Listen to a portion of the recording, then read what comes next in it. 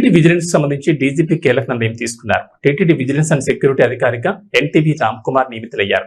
ఆయన ప్రస్తుతం విజయనగరంలోని APSP 9వ బెటాలియన్లో డీఎస్పీగా attachment లో ఉన్నారు. రామ్ కుమార్ ను టీటీడీకి బదిలీ చేస్తూ డీజీపీ ద్వారకా తిరుమలరావు ఉత్తర్వులు జారీ చేశారు.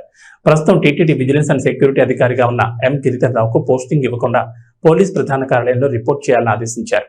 గత ప్రభుత్వ హయాంలో టీటీడీ వీసీఓగా నియమితులైన బాలరెడ్డిని బదిలీ చేశారు. ఆయన స్థానంలో డీఎస్పీ ఏ సురేందర్ నియమించారు. మరోవైపు రాజంపేట, తొళ్లూరు డివిజన్ల డీఎస్పీలు విఎన్కే చైతన్య, ఈ అశోక్ కుమార్ గౌడ్లు బదిలీ అయ్యారు. వీరిని డీజీపీ కార్యాలయంలో రిపోర్ట్ చేయాలని ఆదేశించారు. ఎక్కడా పోస్టింగ్ ఇవ్వలేదు.